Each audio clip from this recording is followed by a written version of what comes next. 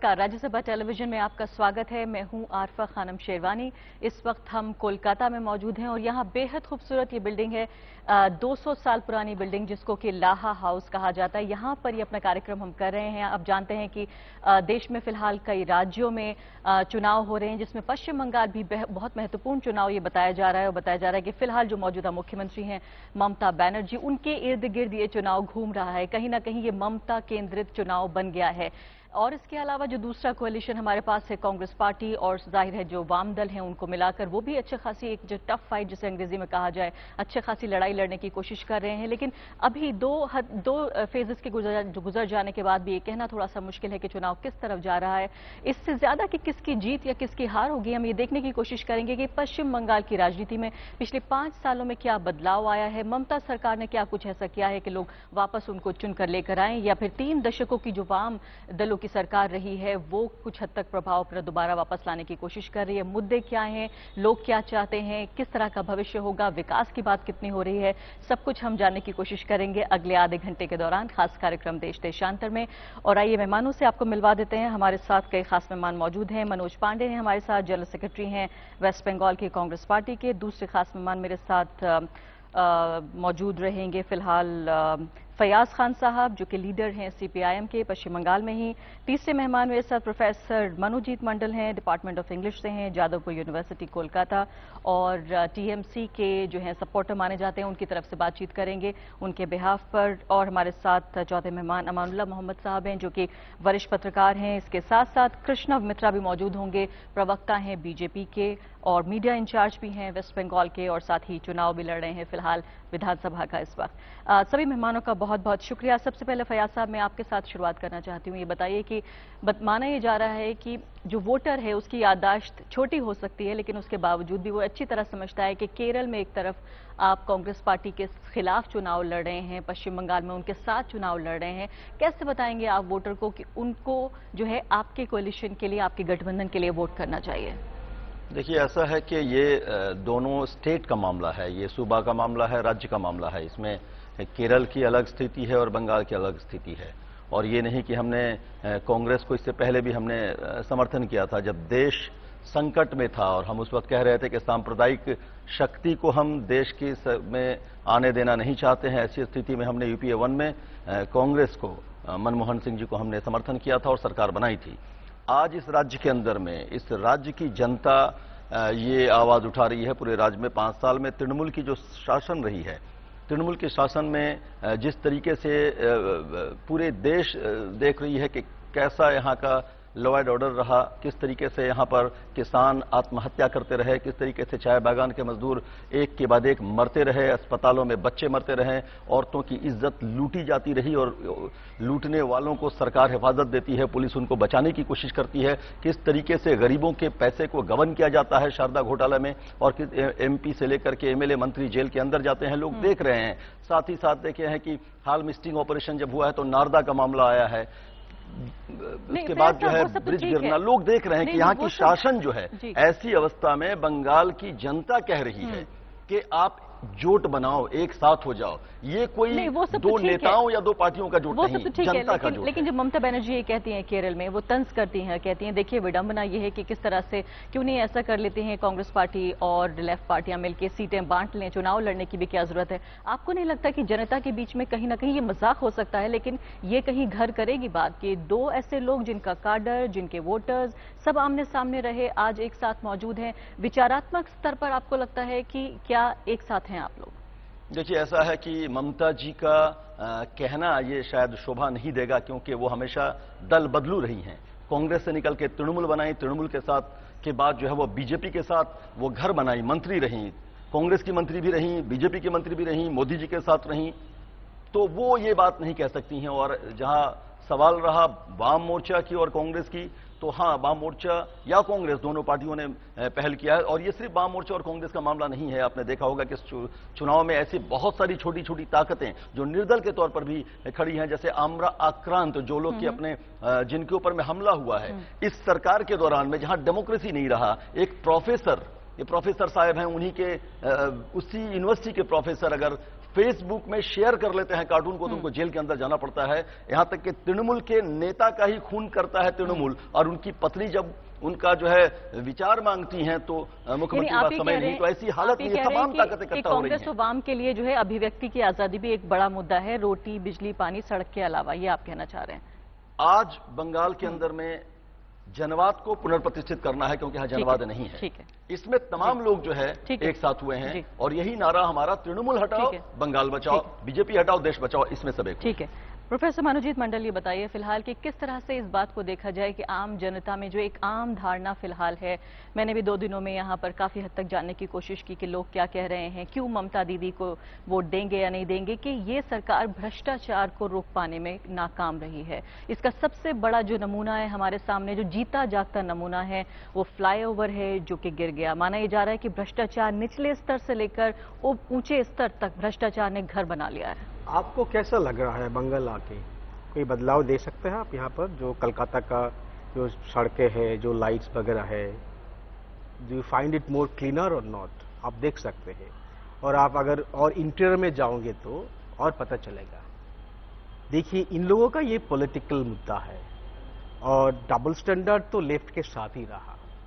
उन लोगों ने अभी बोला ना, हाँ कांग्रेस के साथ उन्होंने जो अलायंस किया है, ये अलायंस सप्रेस था, जो एकदम सीक्रेट था। इसीलिए तृणमूल कांग्रेस का जन्म हुआ था 98 में। ये सबको मालूम है। यहाँ कांग्रेस को, सीपीएम को बी टीम माना जाता था। ममता बनर्जी इसलिए कांग्रेस छोड़ के तृणमूल कांग्रेस 98 में बनाया था। जो करप्शन का मुद्दा आप लोग बात कर रहे हैं, जो भी वो पुल जब गिरा, वो तो 2009 में उनका कॉन्ट्रैक्ट हुआ था। और अभी आज ही मेरे को टाइम्स ऑफ इंडिया में एक खबर मिला है, उस कॉन्ट्रैक्ट देने में भी करप्शन हुआ था। एक उन लोगों का पार्टी जनरल सेक्रेटरी में नाम हुआ। वो कंपनी ब्लैकलिस्टेड था, हैदराबाद बेस्ड कंपनी। तो 5 साल में कुछ बदल नहीं पाया? 5 साल सरकार रही और आप देखिए, अगर जब काम हो गया 50%, आप बदलोगी भी तो लीगल हैसल आएगी, नंबर 1। नहीं मंडल साहब, सबसे बड़ी बात मैं आपको बताती हूँ, सबसे बड़ी बात जो लोगों में धारणा घर कर रही है वो ये है कि करप्शन को लेकर, भ्रष्टाचार को लेकर पिछले 5 साल में राज्य में एक स्वीकार्यता बढ़ी है, एक एक्सेप्टेबिलिटी की कि भ्रष्टाचार जो है, रिश्वत देना लेना जो है आम बात है, इसमें कोई समस्या की बात नहीं। देखिए, शारदा जो कांड हुआ वो तो सिर्फ तृणमूल कांग्रेस उनमें इन्वॉल्व नहीं है, सीपीएम का लोग भी इन्वॉल्व है। आपको पता है कांग्रेस का एक एमपी जो मिनिस्टर रहे, मातंग सिंह, वो भी आप जेल में है। और कांग्रेस के जो होम मिनिस्टर चिदम्बरम साहब, उनके पत्नी का भी नाम आ रहा है, उनको भी सीबीआई ने बुलाया है। कि ये एकदम करप्शन का जनरल मामला है। लेकिन आप अगर देखोगे तो pathologically corruption is a problem in India, ये आपको मानना पड़ेगा। लेकिन उसके बावजूद भी पश्चिम बंगाल में डेवलपमेंट के मुद्दे पर इलेक्शन हो, जितना जिस तरह से ममता बनर्जी का जो प्रोजेक्ट रही है, आपको कन्याश्री, गोती साथी, जब सड़कें आप देखेंगे, और बेटी बचाओ बेटी पढ़ाओ जो हाईजेक कर लिया है सेंट्रल गवर्नमेंट ने, ये प्रोजेक्ट बंगाल में शुरू हुआ। मोदी जी का जो प्रोजेक्ट आप बेटी बचाओ बेटी पढ़ाओ उन्होंने हाईजेक किया, ये बंगाल में 2-3 साल पहले शुरू हो गया। मुकदमा दायर करना चाहिए आपको कि ये कॉपीराइट था। क्यों होगा? ये तो फेडरल स्ट्रक्चर में हो ही सकता है। कॉपीराइट था। लेकिन नहीं, कॉपीराइट वो तो नाम तो बदल गया ना, वो तो हो सकता है। आप एक मूवी को आप दूसरी तरह से बना सकते हैं तो ये प्रोजेक्ट होगा। लेकिन अगर इंडिया के इसमें कोई अच्छा होगा तो there is no problem at all. ये परसेप्शन का एक मुद्दा है। देखिए, हर पार्टी में करप्ट लोग होते हैं। जिन लोगों का हम बात कर रहे हैं, ज्योति बाबू आज नहीं है, आपको मालूम है उनको क्या कहा जाता था? वो है, he is the leader of the have nots but father of a crorepati. सर्वहारा का नेता और करोड़पति का पिता। इस तरह पे बंगाल में कैलेंडर है बहुत साल पहले। मंडल साहब, यहाँ हैरानी की बात है कि अपने बचाव में कहने के लिए आपके पास नहीं, हम यही नहीं कर रहे हैं। लेकिन हम यही नहीं कर रहे हैं। परसेप्शन के अगर आप जाओगे तो corruption is a problem, pathological problem in Indian politics. तो यानी इसको स्वीकार कर लेना चाहिए। चलिए, होता है, लेकिन डेवलपमेंट उसमें अब दूसरा बात ये है, जो सीपीएम पार्टी का जो होता है, यही धारणा की बात कर रही थी मैं। आपने साबित कर रहे हैं, बात नहीं कर रहा है, साबित कर दे रहे हैं। You have to choose between the murderers and maybe few thieves, right? ये प्रूवन हो गया है उन लोगों ने किस तरह से कांग्रेस के ऊपर चर्चा किया है पिछले 30-35 चलिए ठीक है, साल। यानी आप ये कह रहे हैं कि दामन साफ किसी का नहीं है, हमारा भी नहीं है। चलिए मनोज पांडे जी, ये प्रॉब्लम जी। इंडिया का प्रॉब्लम चलिए है, ठीक जनरल प्रॉब्लम। मनोज पांडे जी, ये बताइए कि क्या इस बात को स्वीकार कर लेना चाहिए कि ये दीदी का चुनाव है, ये ममता बनर्जी का चुनाव है, ममता बनर्जी के साथ या ममता बनर्जी के खिलाफ केंद्र में जो है ममता बनर्जी है, कांग्रेस पार्टी इसको किस तरह से लेती है? नहीं, ये ममता बनर्जी तो खुद ही कह रही हैं कि हमें वोट दो। 294 सीट में नाम के लिए उन्होंने अलग अलग उम्मीदवार भले खड़े किए होंगे, लेकिन वो अपनी सभाओं में कह रही हैं मुझे देखो और वोट दो। इसका मतलब क्या है? इसका मतलब है कि उनके जो लोग हैं उन पे उनका अब कोई आस्था नहीं रहा। उनके जो मंत्री रहे करप्शन के चार्ज में जेल में हैं, उनकी सालगिरह मन गई जेल में, मंत्रिमंडल से नहीं हटे, उसके बावजूद भी उनको नॉमिनेशन दे दिया है चुनाव लड़ने के लिए। उनके जो लोग कैमरे पे पैसे लेते पकड़े गए, वही स्टिंग ऑपरेशन नियति कैसे दोहरा के आती है। जो स्टिंग ऑपरेशन जिसने किया था, उसी स्टिंग ऑपरेशन के समय वो रेलवे मिनिस्टर हुआ करती थी और इस्तीफा देके कोलकाता आई थी। आज उनको इस्तीफा देके और उन लोगों के खिलाफ कार्रवाई करने की हिम्मत नहीं हो रही है। कितना डबल स्टैंडर्ड। लेकिन क्या ममता बनर्जी ने एजेंडा सेट कर दिया है? अब अपोजिशन को जो है उस एजेंडे के हिसाब से चलना पड़ेगा। क्या आपको लगता है इतनी ताकतवर फिलहाल पश्चिम बंगाल में हो गई है ममता बनर्जी, या इतनी लोकप्रिय हो गई है कि एजेंडा वो सेट कर रही है, एजेंडे का जवाब जो है एजेंडा वो नहीं सेट कर सकती हैं। एजेंडा क्या, विकास का बात कहा था, विकास हुआ, विनाश हो गई बंगाल की। उन्होंने कहा था कि तरक्की होगी, लोगों को रोजगार मिलेगा, नए कल कारखाने बनेंगे, स्कूल होंगे, कॉलेज बनेंगे, लेकिन बना क्या? अपनी बात को सपोर्ट करने के लिए हर कॉलेजों में गुंडागर्दी स्थापित हुई, हर कॉलेजों में अध्यापक पीटे गए, हर प्रिंसिपल को मारा गया। आंकड़े हैं आपके पास? जरूर हैं, ये हमारी बातें थोड़ी हैं। जिस कॉलेज से, जिस यूनिवर्सिटी से मान्यवर आते हैं, उस कॉलेज में दिन दहाड़े हुआ है, वहां की आलम रही है। और ये कलकत्ता यूनिवर्सिटी हो, चाहे इस्लामपुर की यूनिवर्सिटी हो, चाहे रायगंज की हो, चाहे पश्चिम बंगाल के अधिकतर कॉलेजों में, वहां छात्रों को भी मारा गया, अध्यापकों भी पीड़ित रहे। मैं कानून व्यवस्था पे तो जरूर सवाल पूछूंगी जो टीएमसी के यहाँ सपोर्टर है उनके साथ, लेकिन दो जो खास बात जो बताया जा रहा है कि ममता बनर्जी के फेवर में जा रही है, वो ये कि जंगल महल और दार्जिलिंग दोनों जगह पर एक तरह से शांति स्थापित करने का काम जंगल महल की जहां तक बात होती है, उनके भतीजे ने, मैं नहीं कह रहा हूं, ममता बनर्जी के भतीजे ने स्वीकार किया है और भाषण में कहा है कि हमने मार डाला किशन जी को। और आज 2 दिन पहले जो लोग चुनाव में पार्टिसिपेट कर रहे थे मेदिनीपुर में, उनको एक चिट फंड कंपनी के गेस्ट हाउस में झाड़ग्राम में बुला के और सभा की जा रही है, सिटिंग की जा रही है कि तुम करोगे नहीं, तुम ऐसा नहीं करोगे, तुम सरकार के पक्ष में करोगे, तुम टीएमसी के पक्ष में काम करोगे। ये विडंबना नहीं तो और क्या है? चलिए पूछेंगे कि विकास की खासकर जो परिभाषा दी जा रही है पश्चिम बंगाल में, वो किस हद तक वैलिड है? क्यों इतने बेरोजगार लोग यहाँ पर मौजूद हैं? क्यों इंडस्ट्री को लेकर वो माहौल नहीं बन पाया है? वो इंडस्ट्री का वो स्वागत या कहा जाए वो स्वीकार्यता क्यों नहीं बन पाई? ये सभी से मैं जानने की कोशिश करूंगी, लेकिन अमानुल्लाह मोहम्मद साहब, सबसे पहले आप ये बताइए कि अब पॉलिटिकल पार्टीज जाहिर है इनके अपने हित हैं, अपने हिसाब से बात करेंगे। एक न्यूट्रल वॉइस के तौर पर मैं आपसे जानना चाहती हूँ कि फिलहाल जो तस्वीर है पिछले 5 साल में राज्य में, वो कितनी बदली है? क्या कर पाई है ममता बनर्जी?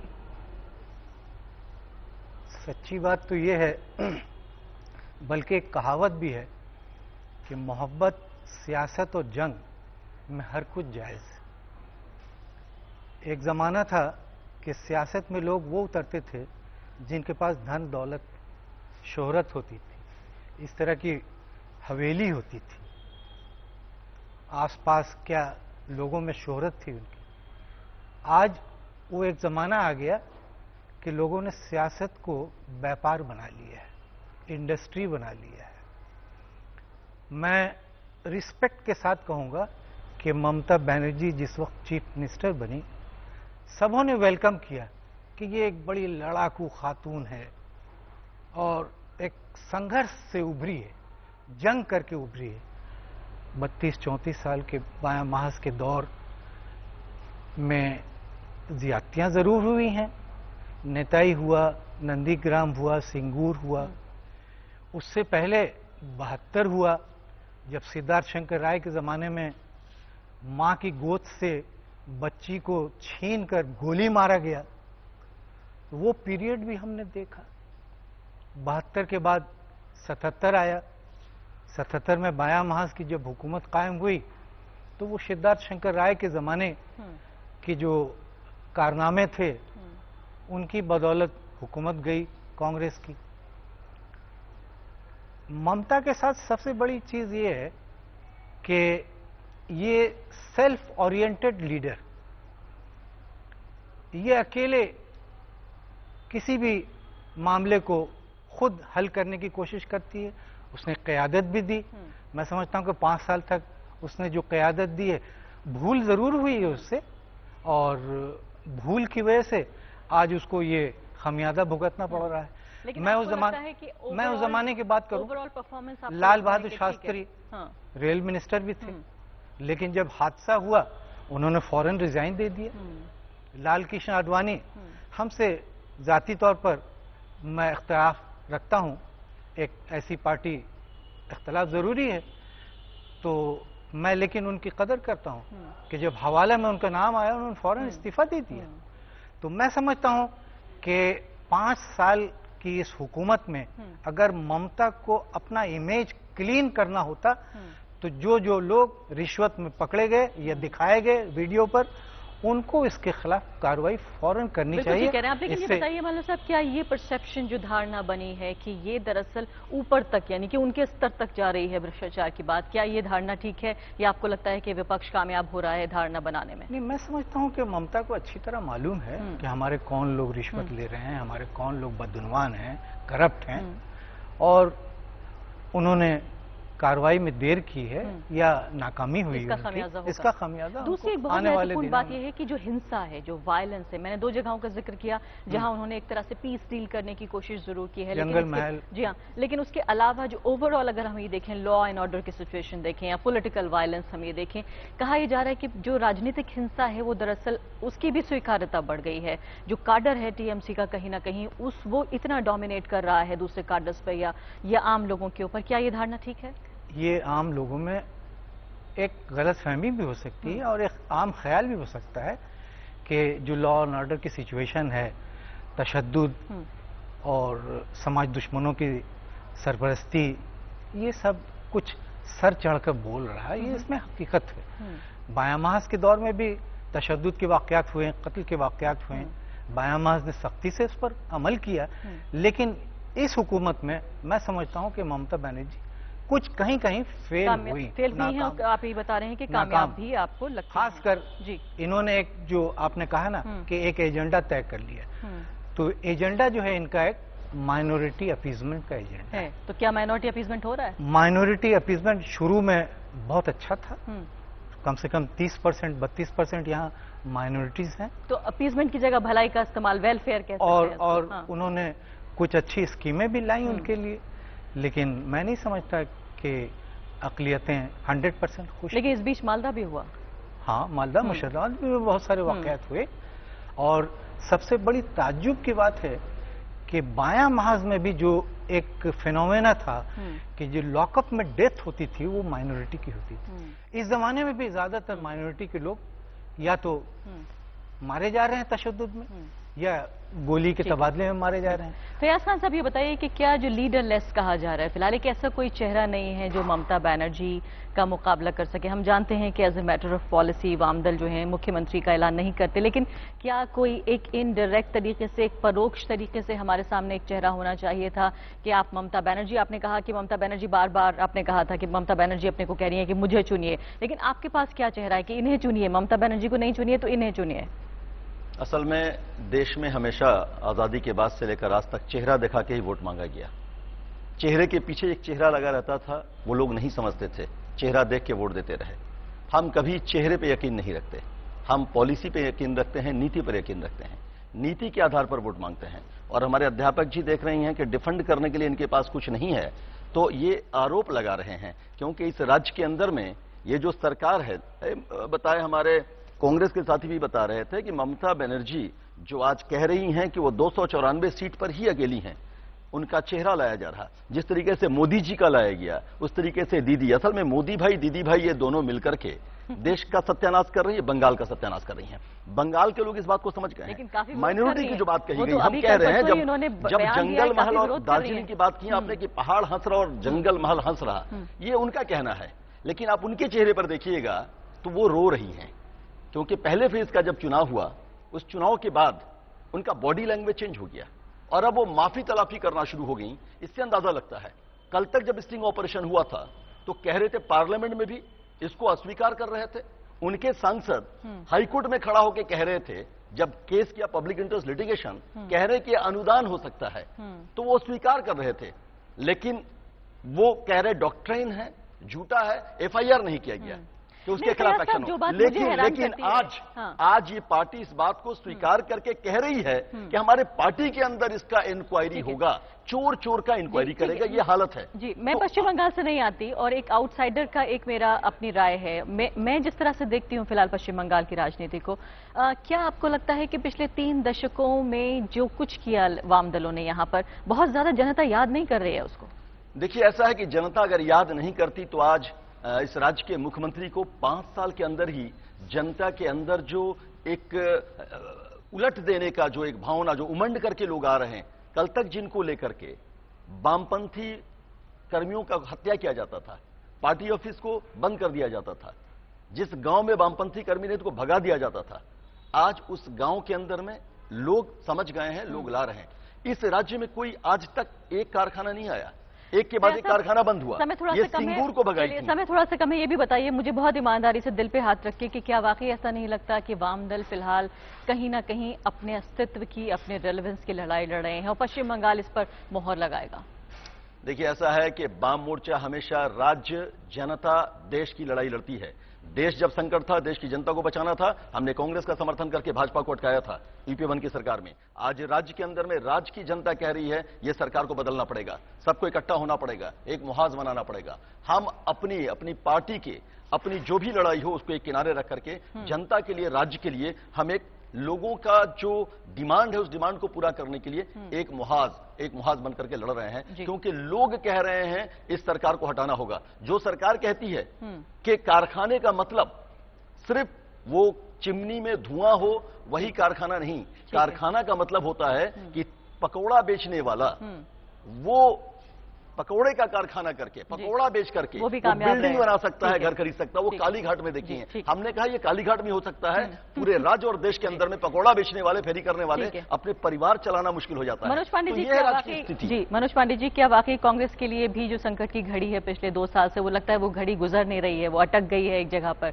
अब लगातार आप ये देखिए कि दूसरा तीसरा राज्य में एक जूनियर पार्टनर की हैसियत से कांग्रेस पार्टी चुनाव लड़ रही है लगातार, और उसमें भी कहीं ना कहीं अपनी पूरी ताकत झोंकने की कोशिश कर रही है। क्या आपको लगता है कि पिछले दिनों की बीजेपी आज की कांग्रेस पार्टी है? नहीं, ऐसी बात नहीं है। कांग्रेस एक निरंतर चलने वाली प्रक्रिया है।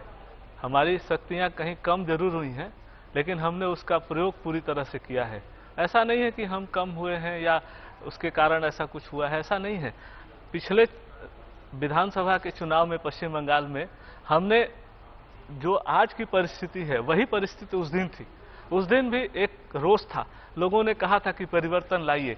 इसलिए हम परिवर्तन के पक्ष में आए थे कि ममता बनर्जी जो आज सूबे की मुख्यमंत्री हैं, उन्होंने कहा था कि हम परिवर्तन लाएंगे, हम यहाँ पे बदला नहीं, हम बदल करेंगे, हम बदलाव लाएंगे, लेकिन बदला नहीं लेंगे। लेकिन देखा क्या गया?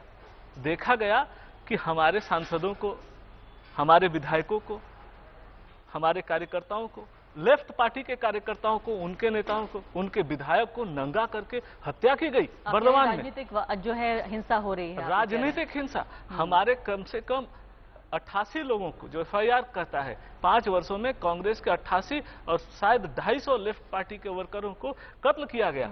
बंगाल में राजनीति की आजादी खत्म हो गई। ये सिर्फ राजनीतिक पार्टी की बात नहीं है। और आम आदमी को, जैसे अंबिकेश महापात्रा एक अध्यापक है उन्हीं के विश्वविद्यालय के, उन्होंने कहा था फयाज भाई ने कि कार्टून बना दिया, उसके कारण उनकी जेल हो गई। ऐसे कितने अनगिनत घटनाएं पश्चिम बंगाल लेकिन में रोज दुर्भाग्य की बात घटती यह है रही। कि पिछले कई दशकों में जो राजनीतिक हिंसा है, जो हिंसा का माहौल है, वो लगातार पनपा है यहाँ पश्चिम बढ़ बंगाल गया में। है। लेकिन बढ़ गया है, लेकिन हैरानी की बात यही है प्रोफेसर मंडल, बात यही हो रही थी कि चूंकि हम ये समझते हैं पहले कि कई दशकों में चाहे वो वाम पार्टी की, वाम दलों की सरकार ही क्यों न रही हो, इस बात के लिए, कुछ बातों के लिए जिसमें बंगाल बदनाम रहा है, उसमें यह भी है कि हिंसा जो है वो एक कॉमन प्लेस है, एक मुख्य धारा का हिस्सा रहा। ममता बनर्जी इसको कहीं ना कहीं बदल नहीं पाई। दूसरा सवाल जो मैं आपसे पूछना चाहती हूँ, आखिर के 2 मिनट बचे हैं, वो ये कि बार बार आरोप ये लगा कि जिसको अमानुल्लाह साहब ने भी कहा कि जो एक तुष्टीकरण की बात थी कि मालदा में, आप जानते हैं कि पूरे राष्ट्रीय स्तर पर किस तरह से मालदा का मुद्दा छाया रहा, जितना कवरेज उसे मिलना चाहिए था उससे कई गुना ज्यादा कवरेज मिला। क्या वाकई ममता बनर्जी ने खामोशी दिखाई और वो होने दिया जो हो रहा था? देखिए, पहली बात तो ये है पॉलिटिकल वायलेंस बहुत कम हुआ है। जंगल महल का जब बात कर रहे हैं, ये अगर इस तरह से हंसेगा तो ये तो जोक होगा ना। ये तो देखिए, ये तो इस डेमोक्रेसी का मतलब इन लोगों का है।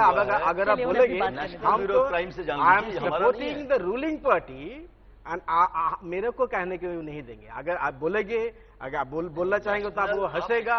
वो जो ब्यूरो जो क्या नेशनल रिपोर्ट दिखाइए, आंकड़ा दिखाई ना, मैं आपको आंकड़ा दिखा रहा हूँ। लेकिन नहीं आए, आप ही लोगों ने तो मर रहे थे जंगल महल में पहले 2011 तक हर रोज आप ही लोगों का जो सीपीएम का जो लाश गिरता था, अभी बंद हुआ। ये आप सीकर तो गिराते थे। और सुनिए, आप जनता का बात कर रहे हैं ना, सत्ते में आने के बाद माओवादी देखने लगे। आपका जो फेवरेट माओवादी कहा, पहले वो किसान सवाल पहले आप ये तय कर लीजिए। आप बोलिए छात्रा को आप इतना अच्छा डेमोक्रेसी को मानते हैं, गणतांत्रिक, आप बोलिए पहले आप परमिशन देंगे तो आप बोलेंगे। चलिए माफ कीजिएगा मंडल जी, अपनी बात पूरी करिए। देखिए, ये तो गणतंत्र, अपनी बात पूरी करिए। मैंने डिस्टर्ब नहीं किया, लेकिन उन लोगों का अगर सच बात निकल जाएगी तो प्रॉब्लम होगा। देखिए, जंगल महल में आप अगर जाओगे तो पता चल जाएगा। मैं मालदा की बात कर रही हूँ। मालदा में क्या हुआ था? मालदा में ये एकदम pure law and order issue था और अंडर 24 आवर्स में सांप्रदायिक नहीं था। उसमें कोई कम्युनल राइट नहीं था। हमका जो नेशनल टेलीविजन में पूरा नेशनल डिस्कोर्स बदल गया था यहाँ पर मालदा में क्या हुआ। लेकिन जो इन्वेस्टिगेशन आप लोगों का चैनल किया था, आप लोगों का चैनल ही, दिल्ली का दूसरा चैनल, एकदम पूरा दिखा दिया। उन लोगों ने बोला यहाँ पर कोई कम्युनल टेंशन नहीं है। वहां पर जो प्रॉब्लम हुआ था एक लॉ एंड ऑर्डर प्रॉब्लम था, लेकिन उसके इंटरनेशनल प्रॉब्लम भी था। उसका बॉर्डर बहुत अच्छा है, उसका कोई क्या ये इलेक्शन इशू है? प्रॉब्लम ऑफ इलेक्शन इशू है क्या? वो इलेक्शन इशू कभी नहीं है मालदा में, आपको पता चलेगा। इलेक्शन इशू इन लोग जो इन लोग कर रहा है, जो नारोदा का लेके और शारोदा का लेके, आपको पता है नारोदा आज ही खबर कागज में निकला, उसको एकदम मुझे कार्यक्रम खत्म करना होगा जी। ठीक है, ठीक है, शुक्रिया आपका। अमानुल्लाह साहब, आखिरी सवाल बहुत संक्षेप में ये बात कि जो पॉलिटिकल पार्टीज अपना एजेंडा लेकर आई हैं, आप ये बताइए कि लोगों के लिए क्या बेहतर है, क्या वाकई सही मुद्दों पे चुनाव लड़ा जा रहा है? मैं तो समझता हूं कि दोनों मौके पर अवाम धोखे में। ममता ने जिस एजेंडे को लेकर बहुत जंग लड़ी है, इसमें कोई शक नहीं, लेकिन मैं समझता हूं कि कामयाब नहीं हो पाई है और उसकी असल वजह और समय मिलना चाहिए ममता बनर्जी को। नहीं, उसकी असल वजह उसका पॉलिटिकल डिसीजन है, वहां वो नहीं अकेले नहीं ले पाते। माइनॉरिटी को फेलोशिप हालांकि मैंने आपको हालांकि ये लेफ्ट फ्रंट में भी फेलोशिप मिला है। फेलोशिप मिल रहा है लेफ्ट फ्रंट में तो डेवलपमेंट 10,000 फाइनेंस डेवलपमेंट कॉर्पोरेशन में काम करता है, ये नेशनल स्कीम है। 40 लाख आपने जितना कहा ये सब तो दिल्ली सरकार की है, आपकी सरकार की। आप तो 100 दिन वाले पैसे भी खा ले रहे हो। बाइसाइकिल मिला पैसा आप बोलिए ना, आप पकड़ा दीजिए ना। 40 लाख माफ कीजिएगा, समय मेरे पास समाप्त हो गया है। जाहिर है जो विकास के सवाल पूछे जाने थे, चूंकि इस चुनाव के एजेंडे से भी गायब है, इसलिए इस डिबेट में भी चुनाव में किस तरह से विकास का मुद्दा हावी होना चाहिए था, वो अब तक हमारे सामने नहीं आ पाया है। हमने बीजेपी प्रवक्ता कृष्णव मित्रा को बुलाया था, लेकिन वो शायद बहुत ज्यादा मसरूफ नजर आते हैं, कार्यक्रम में हिस्सा नहीं लिया। बीजेपी की तस्वीर भी चुनाव में यहां पर बहुत बेहतर नजर नहीं आ रही है। माना जा रहा है कि फिलहाल जो एक सीट बाय इलेक्शन में उन्होंने जीती थी, वो बचा पाना भी शायद बीजेपी के लिए मुश्किल हो। फिलहाल देखना होगा कि आने वाले फेजेस में किस तरह से इस चुनाव की तस्वीर बदलती है या इसी तरह की रहती है। लेकिन इस चुनाव के नतीजे काफी हद तक राष्ट्रीय स्तर पर भी अपना असर डालेंगे। इसी के साथ अभी के लिए इतना ही। नमस्कार। सभी मेहमानों का बहुत बहुत शुक्रिया।